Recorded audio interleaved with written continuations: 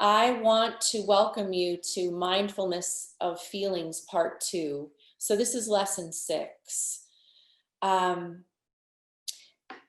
if you remember, 3 lessons of this 8-lesson series are devoted to mindfulness of feelings because it's so important. And really, lessons 1 through 4, although they're lessons that kind of can stand on their own, they really do prepare us to come into this deep dive into what it means to be mindful about our feelings. Um, in lesson 5, our focus was on awareness. And lesson 6 is really on how do we meet difficult feelings in a way that feels really skillful, in a way where we feel really resourced, and that we can trust that when the shit hits the fan, that we always have a choice. And so a lot of what I'll be talking about today in terms of mindfulness is the distinction between what it means to be reactive when we're confronted with difficulty versus responsive. Because responsive is always the mindful choice. It's always the mindful decision. But before we do that, I want to take us right into a practice. You may have experienced it. I can't remember if I did this practice or not in lesson 5, but I may have started with it, but it's worth repeating. And this is the centering practice. And what I want you to remember about this practice is that although we'll be in it for 3 to 5 minutes in sort of a formal guided way, the principles of centering can be used at a moment's notice. They can be used in any situation that you're in when you want to shift yourself out of a really triggered, stress response driven state and into a state where you feel calmer, where you feel like you've got that mental focus and clarity. For example, between Zoom calls, you might practice centering. It can take 30 seconds. You can do it for 3 minutes. You can also use this guided experience for 20 minutes. So it's portable. And it's one of my favorite go-tos. So to that end, I would like for you to experience this in a seated position, and I'm assuming that most of you are seated. And if you would, I want to invite you to come to the edge of your seat. And the reason that I'm asking you to do that is so that we have a little more awareness of the spine. But even though you're at the edge of your seat, I want you to allow the body to relax. So before we get started, I want to remind you that closing your eyes is always by invitation only. You don't have to close your eyes. We can practice mindfulness with open eyes. So it's really a choice that you make. But I want to invite you to close your eyes, remembering that if that's not comfortable for you, we keep our gaze very soft. We keep it focused forward and slightly down if we want to keep the eyes open. What's really important about that is just keeping the musculature around your eyes nice and relaxed. So we're seated here at the edge of our chairs. Eyes may be closed or not. And I want to begin by inviting you to take 3 really intentional breaths. And I'm going to guide us through that. So take a very deep breath in, maybe even exaggerate the inhalation.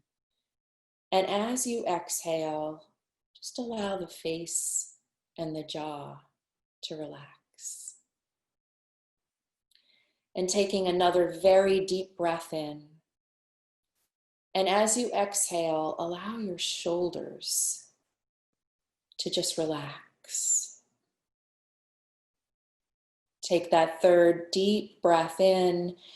And as you exhale, just imagine all of the energy dropping right down into your feet so that there's this sort of sense of dropping down into your center. And now just allow the breath to flow very naturally. It's going to be different for all of us. And not doing anything tricky with it, just let it be exactly as it is. And we're going to begin to center. And we're going to center first through the spine.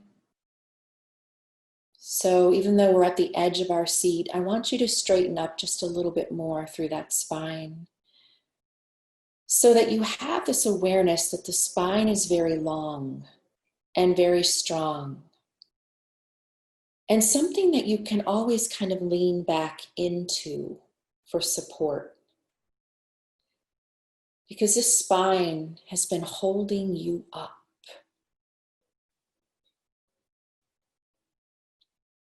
And as we center through the spine, we start to cue the brain that, hey, everything's okay right now. I don't need to be in stress response. Everything is okay. And for the next few moments, as you're sitting tall through the spine, I want you to just feel into your own dignity. What it means to feel dignified through the support of a strong spine.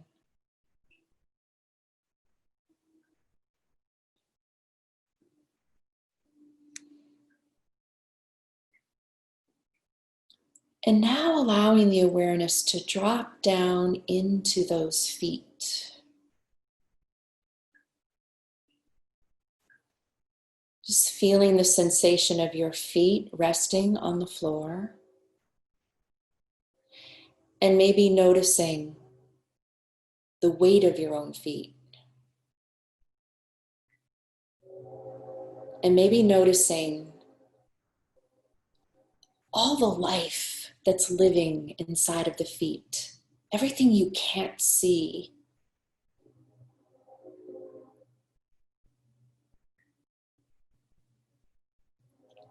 And for the next few moments, just reflecting on your own feet as a source of strength. You have been standing on your own 2 feet for a long time. And so they can be really important anchors.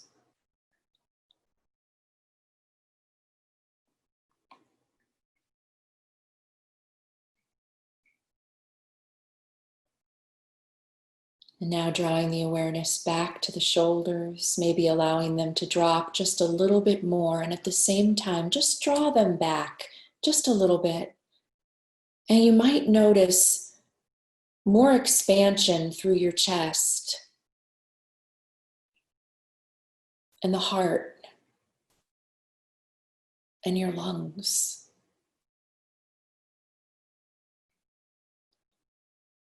And as you relax through the shoulders and as you bring them back just a little bit,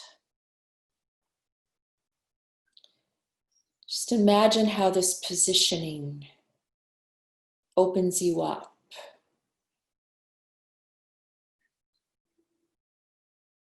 So that in the face of any difficulty, any conflict, you stay open.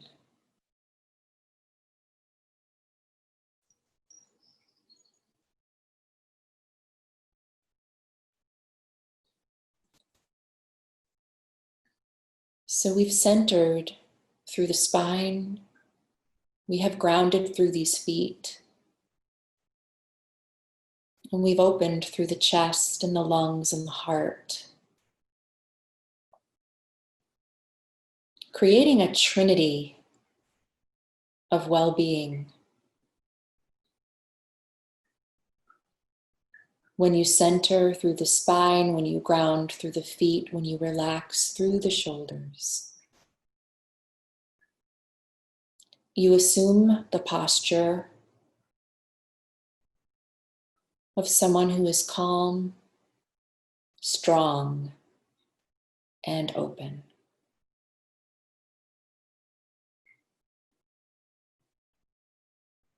And for the last few moments, just notice how it feels and what it might mean to move through your day in this state of calm and strength and an openness to anything that might come your way.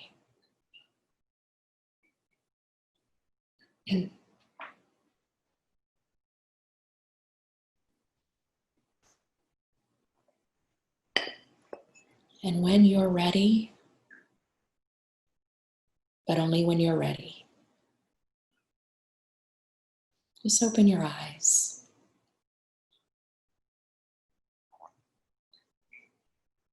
Coming back into this virtual space. The centering practice has a lot of science behind it. We know that the mere act of just sitting up a little bit taller in the spine does exactly what I said. It cues the amygdala, that stress response part of the brain. It just kind of says, hey, I'm okay. Even if it's just for the next 3 minutes, you can cool it. I don't need you to be in emergency mode right now.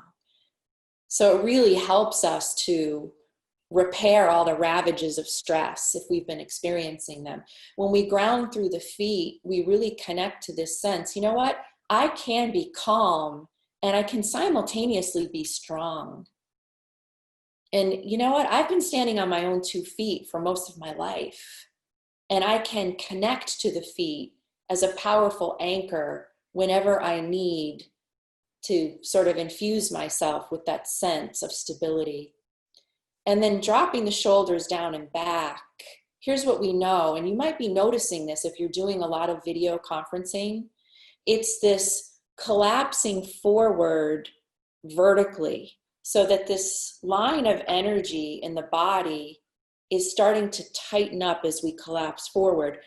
I was taking a class the other night, and the facilitator was talking a lot about the Zoom body, and made this observation that as we're video conferencing, so many of us are bringing our bodies forward, our necks forward, we're collapsing forward, partially because we really want to look engaged and pay attention, but we're neglecting the support of our own backs. And the more we cave forward, the less open we are here, which affects the physical heart. It affects our respiratory system. And it keeps us in a defensive mode, and we may not even know it or want to be in that mode. Because when I contract in this way, there's a part of me that's literally protecting my very heart. So it's really therapeutic that we move through the day when we can, remembering that these 3 tweaks in the body can make such a difference. Whether we're sitting or standing, whether we're practicing centering like we did in 3 to 5 minutes, or, let's say I have a conference situation, a Zoom situation after this where there might be some conflict or some discomfort. I'm not quite sure what's going to happen. What happens when I show up tall and dignified in my own spine, grounded through my feet and relaxed through the shoulders? I show up bringing into the situation an energy of calm, strength, and openness. So I want you to just remember those 3 things, all you have to do at any moment.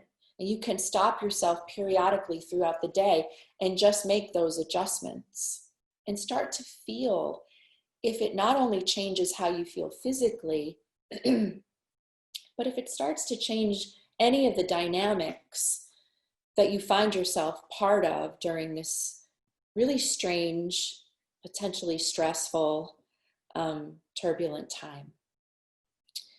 Really sets us up well for today's session on mindfulness of feelings. And I want to just quickly bring my slides up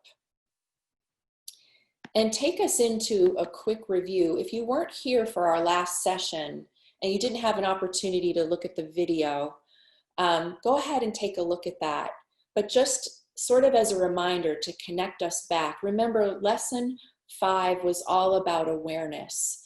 and developing an awareness that I am a feeling person. And remembering that feelings almost always come up first as bodily sensations, that for the most part, because of what we're doing and the fast pace at which we're living our lives, we're just completely cut off from. I took you through a pretty elaborate guided meditation that allowed you to really drop in and almost study what it is that you were feeling. And I asked participants to choose a feeling that they were kind of struggling with or grappling with. And what I was really doing there, and you didn't know it, was guiding you through this really powerful mindfulness technique that's known as RAIN. Just 4 letters, RAIN.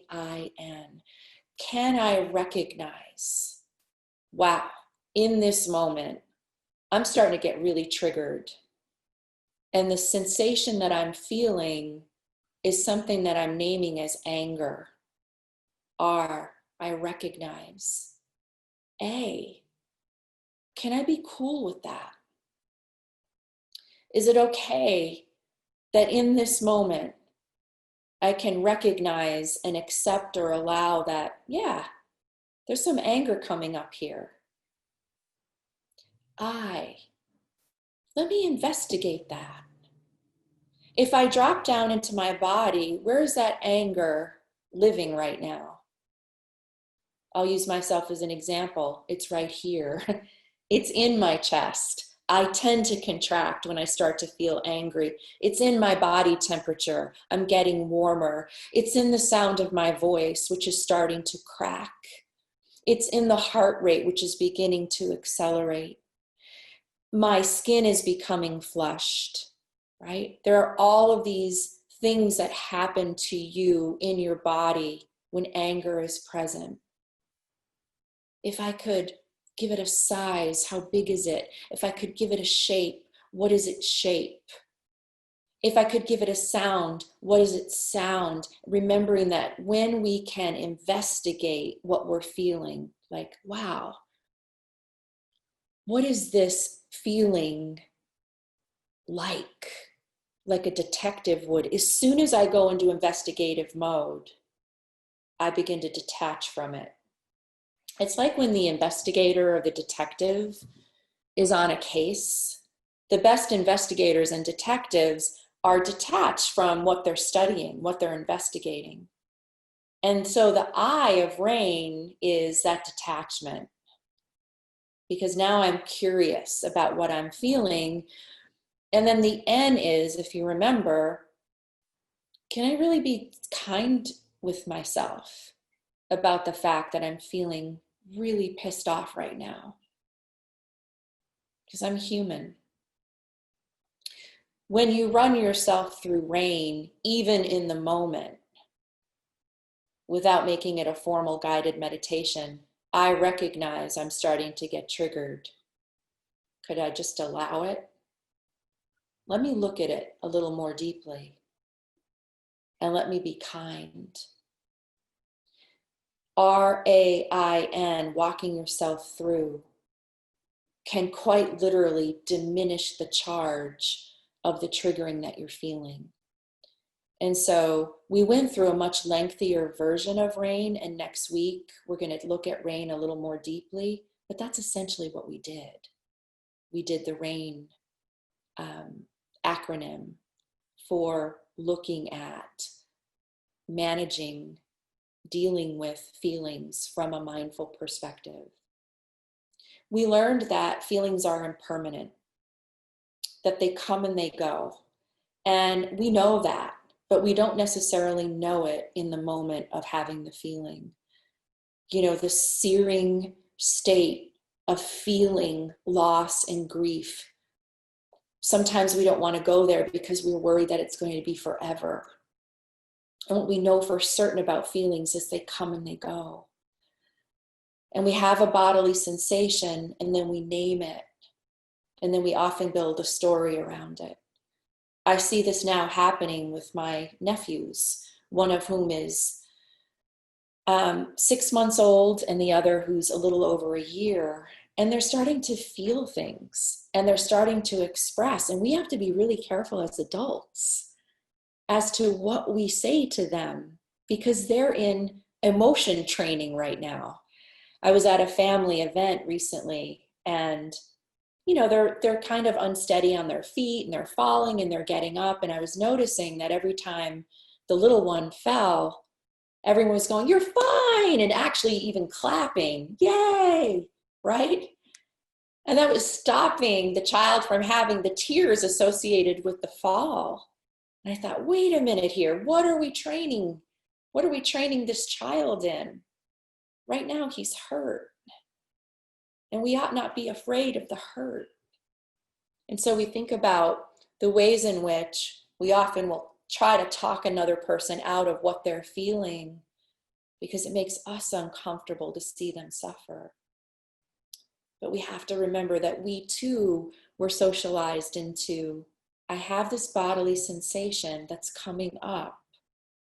I've named it as sadness or fear or loss, grief, whatever it is. And I have this story about it. It doesn't mean that any of that is right or wrong, but having the awareness that this is what we do as humans is everything, means everything. It's part of what it means to be emotionally intelligent. Remember that feelings have tones. They're pretty much either pleasant and we want more, unpleasant, I don't want that, or neutral. We don't feel one way or another about it, or we're just denying what it is that we're feeling. And so we tend to grasp and to cling on to the pleasant. So I'm in a beautiful vacation spot and I'm looking at the sunset and I can't believe how gorgeous it is. And I ruin the moment because I immediately start planning, when can I come here again? Because I want to be here again. I'm clinging to this moment and the sun has set because in my mind, I'm planning on the next vacation to the destination. I want to cling to it. This is what often makes breaking up really hard. We want to cling to what was pleasant. And sometimes we cling long past the life of the relationship. And we want to resist. Oh, this is unpleasant. I don't want this. I'm going to fight against it. I'm going to run from it. Or again, that denial, sometimes developing a numbness around what we're feeling. So those are the general feeling tones. Again, they're not right, they're not wrong. This is what we do as human beings. But a great mindfulness practice is just pausing, just where you're at, sort of dropping into your body and saying, what am I feeling right now? And just doing a quick check-in. Is it unpleasant? Is it pleasant? Or is it something I feel pretty neutral about? That's a mindfulness moment. And if it's pleasant, is there this part of me that's gripping and holding on to it? And if it's unpleasant, am I resisting against it? Know that holding on and resisting against is a tremendous, requires a tremendous amount of energy that can drain and deplete us. So being mindful about our feeling states in this way as well. What nourishes, what drains and depletes. And then also remembering that feelings are often really important reminders or messengers. They want to get our attention. They often want to teach us something. I want to read you a beautiful quote by one of my favorite teachers, Pema Chodron, and she writes this about feelings. Feelings like disappointment, embarrassment, irritation, resentment, anger, jealousy, fear, instead of being bad news, they are actually very clear moments that teach us where it is that we are holding back. They teach us, wake up, perk up, lean in. when perhaps you'd rather just collapse or run away. They're like messengers that show us with terrifying clarity exactly where we're stuck. No matter the feeling, this very moment, this feeling, regardless of what it is the perfect teacher. And so lucky for us that our feelings are with us wherever we go. So even in the space of time that I read this quote, it's possible that I've moved through 5 different feelings. And in every given moment, whatever it was that I was feeling, Pema Chodron would say, is the perfect teacher. I might not like it, but when I don't like it and I find myself fighting against it or running away from it or numbing myself from it, that is a call. It's an invitation for me to wake up, to perk up, to lean into what I'm feeling, because it might have something really important to teach me. I mentioned a very, very recent publication, a book by Dr. Mark Brackett called Permission to Feel. And he's at Yale, and he runs their Center for Emotional Intelligence. And he talks a lot about how we, especially as Americans, it would behoove us, it would be so important for each of us to receive that pink permission slip that we received in elementary school to go use the restroom or to go to the principal's office to deliver a message. The pink permission slip that says, I give you full permission to feel the full range of feelings that are humanly possible. And that when I feel permission to feel or have permission to feel, it can be a tremendous source of freedom. And it enlivens my life in ways that are very, very difficult to even put words to. So the highlight of today's lesson is, how do we meet feelings that are difficult for us, like the ones that I list, that Pema Chodron lists here, like anger and resentment and fear, sadness, all of the feelings that we tend to lump into the category of, I don't want that, unpleasant. And I want to make an important distinction. This is something that's important for us at Studio B in our language here, making a distinction between meeting versus managing our emotions. We hear a lot about emotional regulation, emotional management. The issue with management is that it kind of carries with it this tone of, I've got to put this in its place. I've got to wrangle with it. I've got to control my feelings or emotional states. What does it mean to say instead, yeah, there's some difficult feeling states that I might confront. So how can I step up and meet those experiences feeling like I have the skills, like I have the resources, so that when I wake up in the morning, I know that I'm going to experience a range of feelings, sometimes a number of feelings within a 5-minute period of time, but I no longer have to be afraid of what those feelings are going to be, because I know, hey, I've got some tools that help me to meet those feelings. I might not like them, but I've got some tools that I can call upon to help me to meet them with a sense of ease and maybe even grace. So part of meeting the difficulty,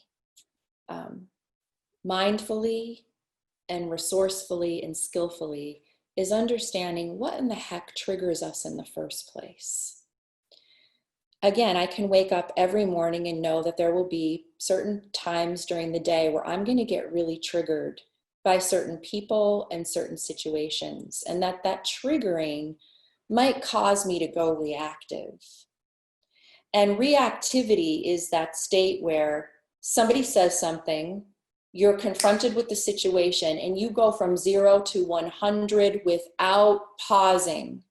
And suddenly you're flying off the handle. Suddenly you've gone ballistic. Suddenly you've shut down. Suddenly you're in a conflict. And 10 minutes later, you're thinking, why did I do that? Why did I go there? Oh, I wish I could revisit that moment. I would have chosen differently. We are hardwired to go reactive. Our reactivity is actually a way that we actually protect ourselves when we're concerned that we're under threat. So part of meeting difficult feelings in a way that feels that you have some skills that you can really trust in is knowing what triggers us in the first place. And this is why I like to introduce Dr. David Rock's SCARF model. And the SCARF model is something, David Rock is a neuroscientist, and he studied what makes human beings feel most threatened. And he created this acronym called SCARF. And when you move yourself through the various letters of SCARF, you can get a sense of which of these tend to really trigger you and which are less triggering. But what I want to say about SCARF is all human beings at some level get triggered when any of the things on this slide are threatened. And I'm going to move through them pretty quickly, but as I'm moving through them, I want you to ask yourself, which on the list would I say are my top 2? The other way you can use this model is that you can apply it to other people when you're in a situation with somebody who's in your presence, who's highly triggered, who's lashing out, and you're the recipient.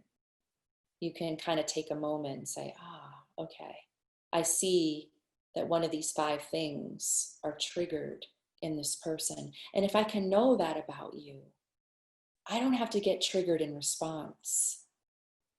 I can actually very mindfully meet you where you're at. So the S of SCARF refers to our status, and this refers to a very human need to know, where do I stand? How do I fit in here?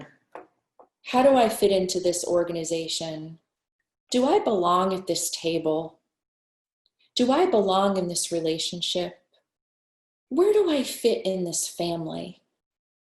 In a corporation, where do I fit in what I perceive to be the hierarchy of things here? We want to know where we stand with each other. We want to know where we stand in our communal groups. We want to know, do I fit in? Do I belong? And whenever that's questioned, challenged, threatened, we can get really triggered. I'd also link to status here the word safety. I actually like that more because I see this a lot right now. As human beings, we all want to feel physically, emotionally, and relationally safe. And when that's threatened, we get triggered. Most of us thrive with a high level of certainty. What's happening next? What's happening later today? I live out of a calendar. I want to know, where are we going later today? Certainty. We all need it to different degrees. Some of us need a lot of certainty. Some of us need less, but we know that human beings thrive when there's some sense of structure, routine, predictability. A global pandemic is an enormous stress. It's an enormous threat to our certainty. Think about what's happened over the last 5 months, that often a lot of the stress that you've been experiencing was related to the fact that you didn't feel certain, or your whole routine was turned upside down. There's an unpredictable nature to the crisis we're confronted with. And so many of us and those around us are living in triggered states. Autonomy, speaks to our need as human beings to feel our independence, to know that I have some agency in my life, that I get to choose, that I get to decide, that I can grab my car keys and drive where I want to drive, that I can make decisions, that I can work in an environment with a leader who trusts me to do my best work on behalf of the organization. Wow, global pandemic has been a threat for many of us to our own autonomy. I can't get in the car and drive to my favorite grocery store without taking certain precautions. I can't get in the car and show up at my favorite restaurant and expect to be seated at a table as I walk in and fraternize with the other customers freely. For many of us, our own independence has been really threatened. If you live with teenagers, this is pronounced because autonomy is so important to them developmentally. And to have them confined to home with you, whoa, you know, if you've been noticing outbursts in your teens or preteens, could be that their autonomy has been threatened. Equally important is how much we value connection and relationship. And think about the times when you've gone ballistic or shut down or ran away when you felt like your relationship was threatened, was not certain. And again, here we are in a situation where we can't connect in the ways that we're accustomed to. Some of us haven't seen loved ones, family members in months. And so it can feel like our relationships are on shaky ground, or we're having to take extra effort to protect them. And then the big one here is fairness. Whenever we feel as human beings, wow, I'm not being treated right now with dignity and respect, it can cause us to, again, to go from 0 to 100, to really come into a triggered state. So when you look at SCARF, all 5 of these things, for so many of us, have been triggered right now because of the situation that we find ourselves in. So I want to take a pause, and I'm wondering if anyone would like to share, when you look at that model, what's your number one? What's your top trigger?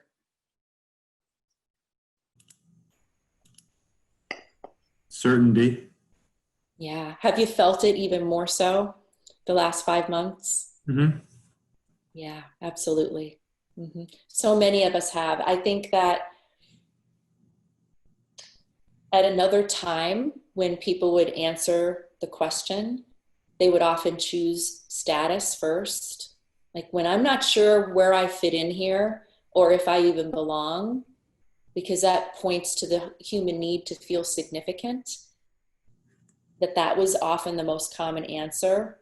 Not so now. Certainty often comes up as the most common trigger. Anyone else?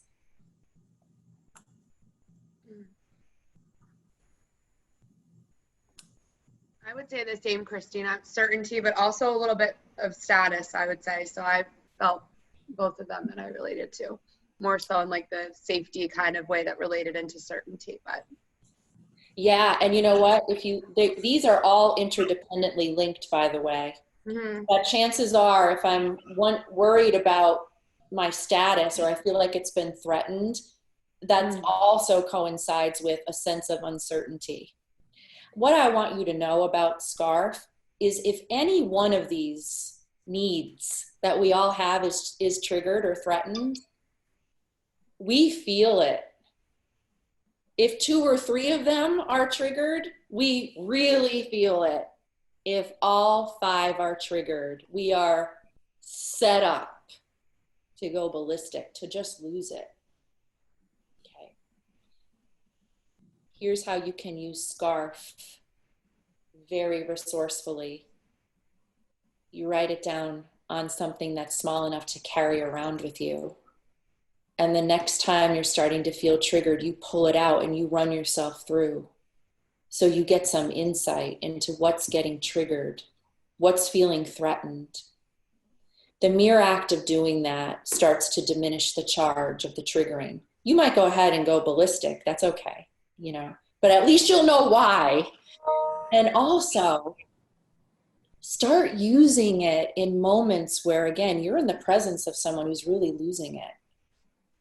Because you know what? When we're in the presence as human beings of someone who's losing it, we often will match that energy and we immediately will go into losing it too, or getting really triggered. It's been so handy for me in the moment of being with someone who's losing it. I can remain completely calm because in my mind, I'm moving through SCARF. I cannot always know for certain what's feeling threatened in them, but I can often read the cues. You know what? Right now,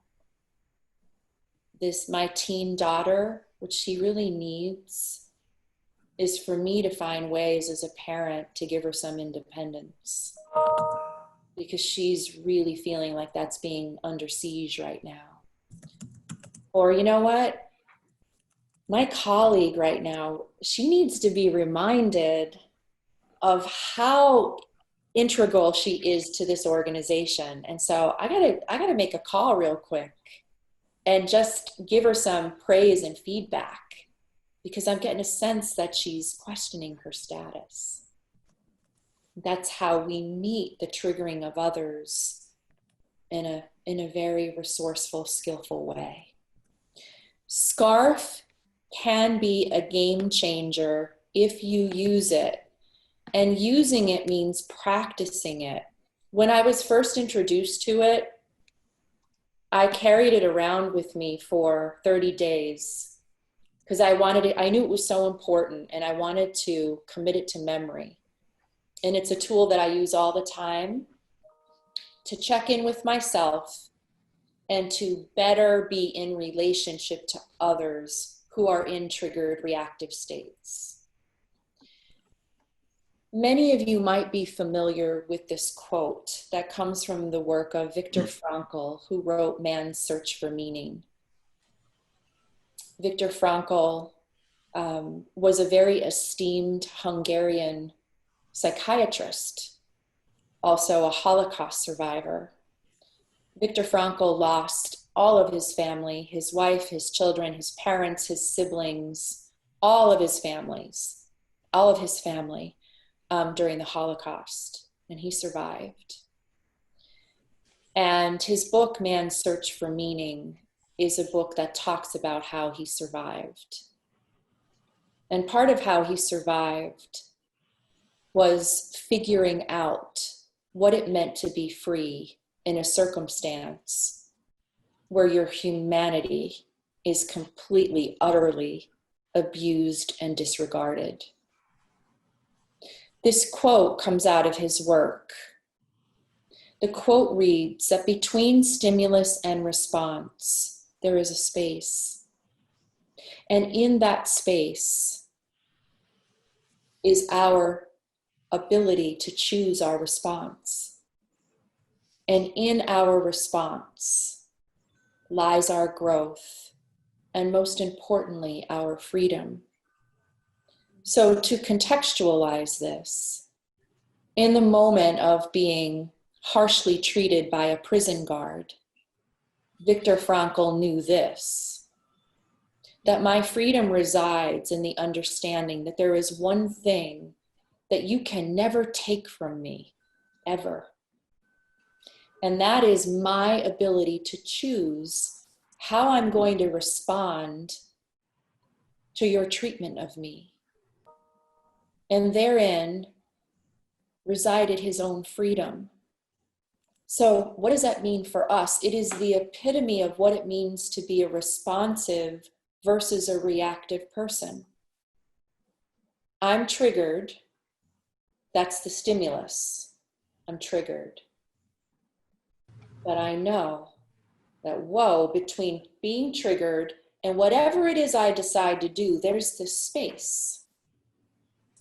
there is this space that I can stand in for just a moment and understand, wow, I'm being really triggered right now, but guess what? I have the freedom to choose what my response is going to be. I am not enslaved, imprisoned by, held captive by my feelings. And we all have this choice. Many of us don't know it or don't remember it because the triggering is so strong and we're so socialized into it that we blow up. And then after the fact, we're thinking about, oh, I have so much regret. I could have handled that differently. All of that is really important awareness, but what would it mean if we made that choice very actively in the moment of being triggered? So here's how it works. I'm triggered and I stand in the space. And I know I've been working with this long enough to know that I always have the power to choose my response. I know that being responsive is always the better path. And sometimes I make a different decision. Sometimes I decide I am going to blow up. But at least I know that I decided it. At least I know that I made the choice. And at least I know that if I make the decision to go ballistic or whatever manifestation of my reactivity shows up, at least I know that there are implications and consequences to having made that decision. So Viktor Frankl really focuses in on this notion of freedom. We always have the freedom to choose how we will respond when we meet up with a difficult feeling, a difficult moment.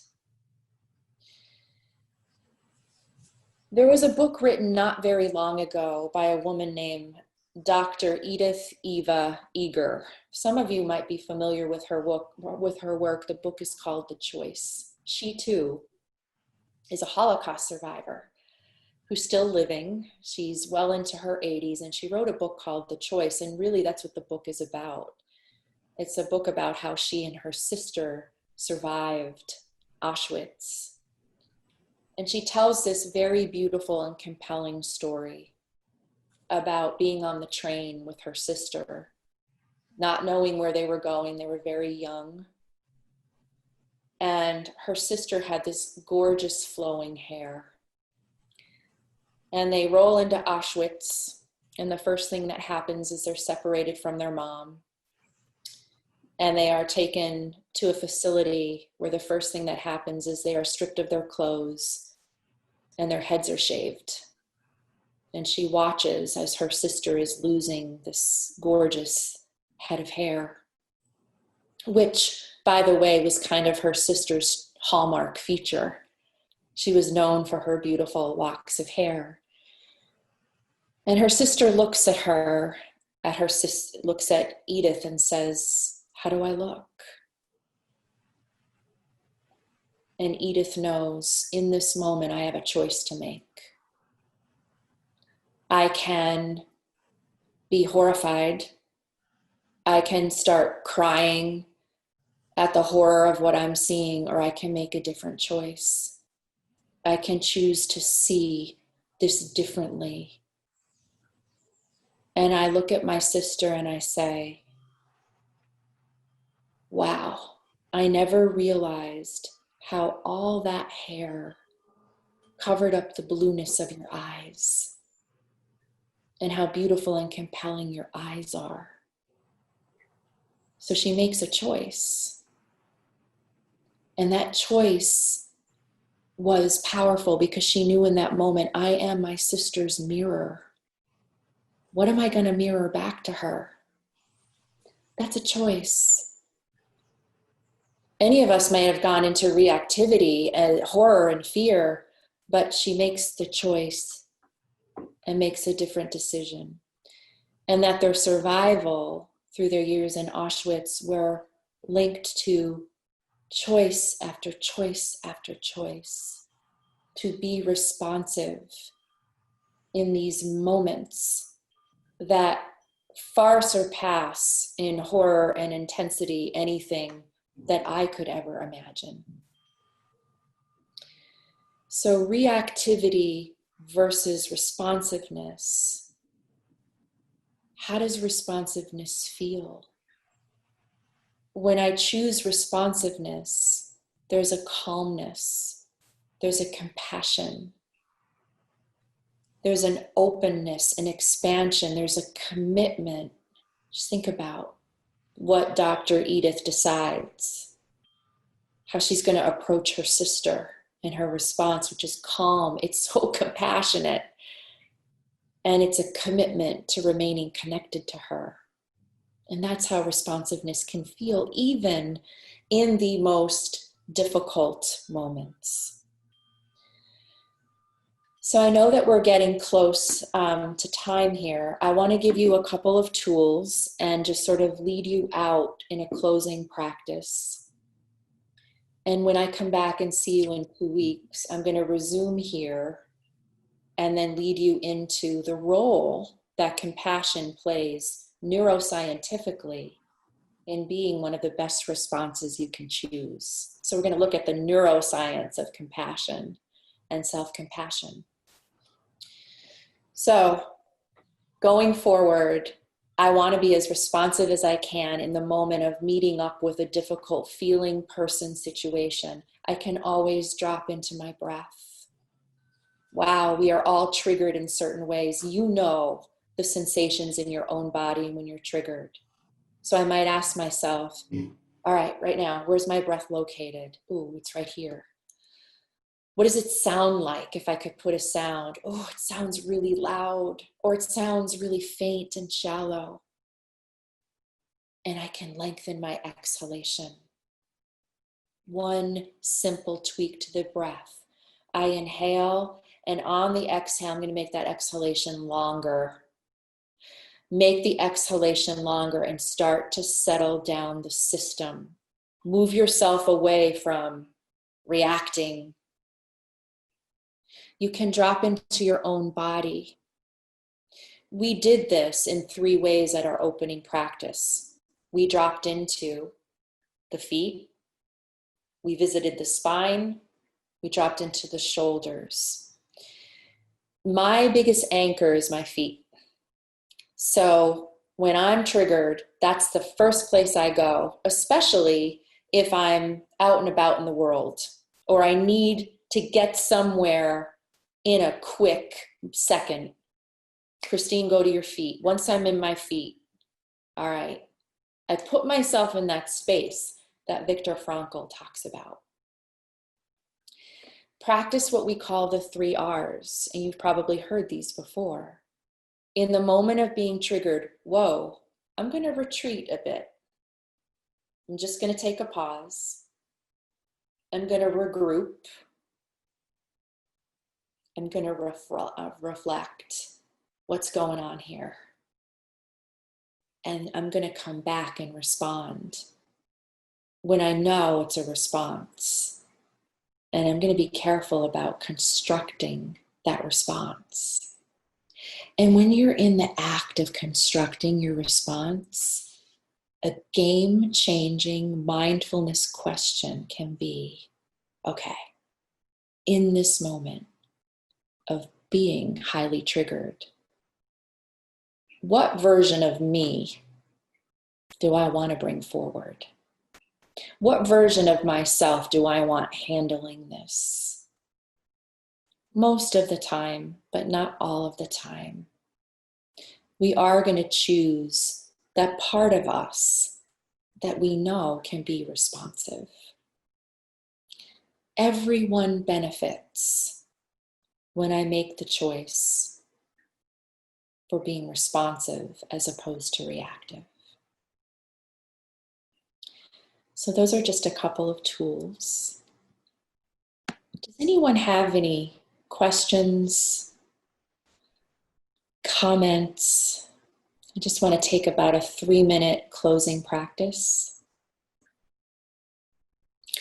Even if you could quickly share if anything about today was of value, that can be helpful.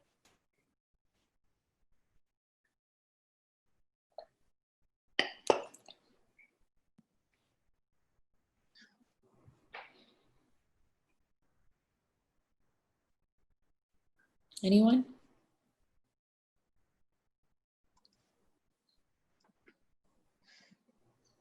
Christine, I thought it was all excellent. So I think, you know, just especially with what's going on in the world right now. And, you know, I think it's such an important skill set to have, to be able to kind of evaluate like that. And I just think even people we're interacting with, you know, so I think it's interesting to be able to acknowledge that in others as well.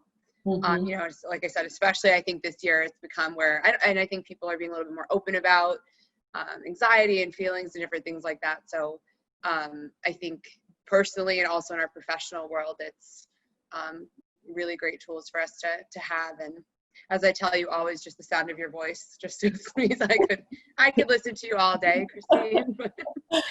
I thought it was awesome. I really did. I thought a lot of great stuff in there, and relatable, and also for us to use in a lot of ways. So Yeah, I think the difference between lesson 6 now and lesson 6 at other times that we've offered it is the environment within which we're offering it. It's really important for us to have tangible, quick tools that we can rely upon and call upon, and an ability to read people to the degree that we can, especially when we're not physically present with them. right. And to be really mindful when we see someone, triggered, to just run ourselves quickly through SCARF, even if it's in this modality. Okay. Anyone else? Okay. So what I'm going to do is I'm going to center, ground, expand you. I'm going to center you in that centering practice in just 1 minute and send you on your way into your day. Okay? So this doesn't even require the closing of the eyes. I want you to sit up a little bit taller. And again, elongate and lengthen through the spine. Feet firmly rooted into the floor, hip width apart, touching into strength. Shoulders come down and back. No matter what you face today, you can hold this stance. You can hold this stance sitting or standing, but imagine how it would be and what it would feel like to navigate through every day from this place of, I'm centered, I'm grounded. No matter how difficult things are, I'm staying open. And when I start to contract, I'm just going to open.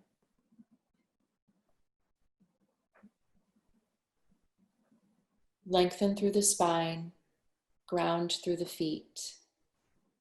Drop and open the shoulders. And breathe.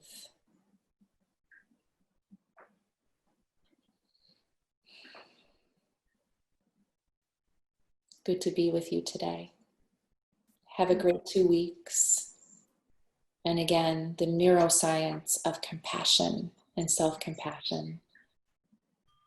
That's a game changer. Practice SCARF. I'll see you soon. Thank you, Christine. Bye. Take good care. Good luck with You too, Epic. Mary. Enjoy it. Bye-bye. Thank you so much.